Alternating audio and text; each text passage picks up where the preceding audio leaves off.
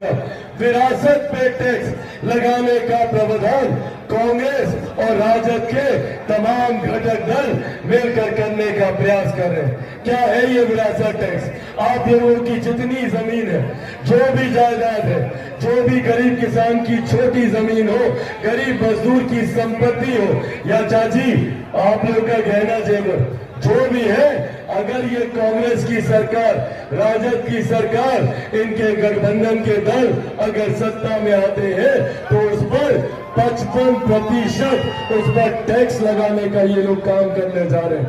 जो भी आप लोग की संपत्ति होगी उसका 55% हिस्सा ये लोग अपने खजाने में कैसे जोड़े, उसकी विधिवत व्यवस्था ये लोग तैयार करने जा रहे हैं। इसीलिए साथियों, आज हमारे पिता आदरणीय रामविलास पासवान जी के संघर्षों की कसम खाकर आप लोगों से ये वादा करके जाता हूं कि जब तक चिराग पासवान जिंदा है,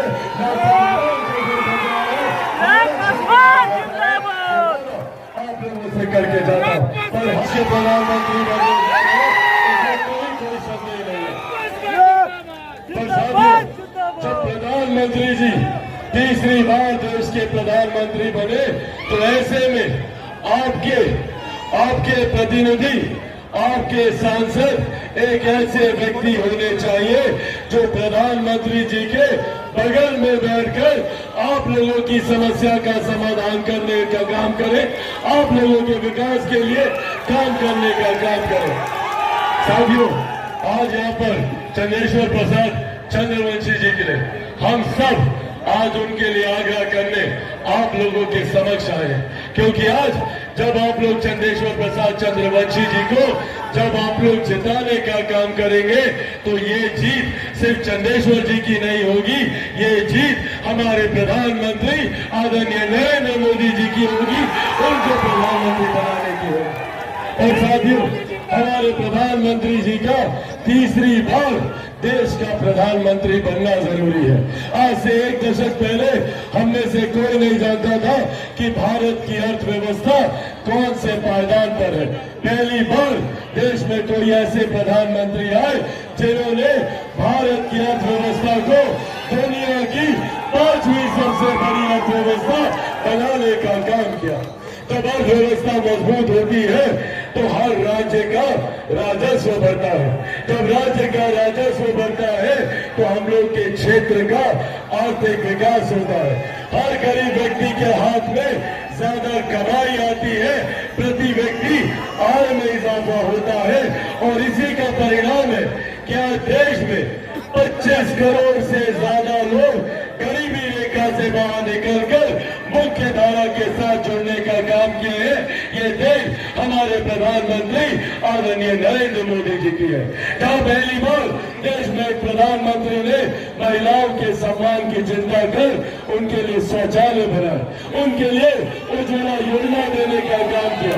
पहली बार देश में एक प्रधानमंत्री ने सुनिश्चित किया कि कोई भी व्यक्ति आर्थिक अभाव में इलाज से वंचित न रह जाए। उन्होंने हर गरीब व्यक्ति के लिए 5-5 लाख रुपए का मुफ्त इलाज कराकर आयुष्मान योजना के धरातल पर लाया। साथियों, जहाँ एक तरफ हमारे प्रधानमंत्री ने गरीब कल्याण के लिए हर संभव योजना बनाई, आज हम लोग को गर्व होता है कि देश की नहीं दुनिया की सबसे बड़ी गरीब कल्याण की योजना, जिसका श्रेय मैं मेरे नेता, मेरे पिता आदरणीय रामविलास पासवान जी को भी दूंगा। आज उनकी वजह से प्रधानमंत्री गरीब जन कल्याण योजना के तहत देश में 81 करोड़ लोगों को मुफ्त में राशन दिया जा रहा है। ये हमारे प्रधानमंत्री जी की है। साथियों, जहाँ एक तरफ प्रधानमंत्री जी, हमारी डबल इंजन की सरकार, हमारे मुख्यमंत्री आदरणीय नीतीश कुमार जी हर संभव प्रयास कर रहे हैं गरीबों को मुख्य धारा के साथ जोड़ने का, तो वही विपक्षी दल के भी लोग हैं।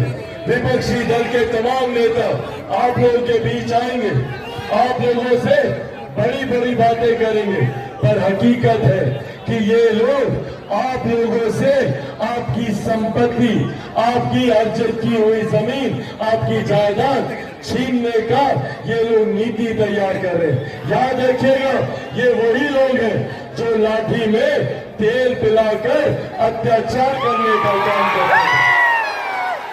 ये वही लोग हैं जो नौकरी के बदले जमीन आप लोगों की हड़पने का काम करते थे, और आज तो सुनियोजित तरीके से जायदाद हड़पने का ये लोग काम करने वाले हैं। एक इनहेरिटेंस टैक्स जिसके बारे में आप लोगों ने सुना होगा, विरासत पे टैक्स लगाने का प्रावधान कांग्रेस और राजद के तमाम घटक दल मिलकर करने का प्रयास कर रहे हैं। क्या है ये विरासत टैक्स? आप लोगों की जितनी जमीन है, जो भी जायदाद है, जो भी गरीब किसान की छोटी जमीन हो, गरीब मजदूर की संपत्ति हो, या चाची आप लोग का गहना जेवर जो भी है, अगर ये कांग्रेस की सरकार, राजद की सरकार, इनके गठबंधन के दल अगर सत्ता में आते हैं तो उस पर 55% उस पर टैक्स लगाने का ये लोग काम करने जा रहे हैं। जो भी आप लोग की संपत्ति होगी उसका 55% हिस्सा ये लोग अपने खजाने में कैसे जोड़े, उसकी विधिवत व्यवस्था ये लोग तैयार करने जा रहे हैं। इसीलिए साथियों, आज ये आग्रह करने आप लोग के बीच आए हैं कि एक ऐसे नेता है जो गरीबों को मुख्य धारा के साथ जोड़ने का काम करते हैं। दूसरी तरफ ये लोग हैं जो आपकी संपत्ति लूटने की तैयारी कर रहे हैं, और ये बात छुपी रहे तो ये लोग झूठ बोलने का भी काम करते हैं। राहुल गांधी हो, प्रदेश के राजद के नेता हो, ये लोग झूठ फैलाने का काम करते हैं। कभी बोलेंगे संविधान खत्म हो जाएगा, कभी बोलेंगे आरक्षण समाप्त हो जाएगा, कभी बोलेंगे लोकतंत्र की हत्या कर दी जाएगी। ये लोग लोकतंत्र की चिंता करेंगे जिन लोगों ने सन 75 में आपातकाल लगाकर सही मायनों में लोकतंत्र की हत्या करने का काम किया। आज ये लोग लोकतंत्र के संरक्षक बन गए। साथियों, आज आप लोगों के सामने मैं मेरे नेता, मेरे पिता आदरणीय रामविलास पासवान जी के संघर्षों की कसम खाकर आप लोगों से ये वादा करके जाता हूं कि जब तक चिराग पासवान जिंदा है,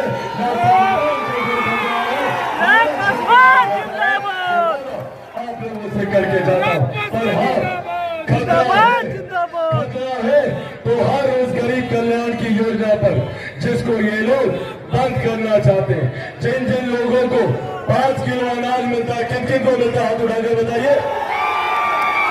मिलता है ना अनाज? अगर ये लोग जीत कर आए तो ये अनाज मिलना बंद हो जाएगा। चाची याद रखिएगा, घर पर जो 5-5 किलो सबको मिलता है ना, सब मिलना बंद होगा। आयुष्मान जो 5 लाख रुपए तक का मुफ्त इलाज होता है, अगर ये लोग महागठबंधन वाले जीते तो वो इलाज का पैसा मिलना बंद हो जाएगा, उज्ज्वला का गैस मिलना बंद हो जाएगा, किसान सम्मान निधि मिलना बंद हो जाएगा।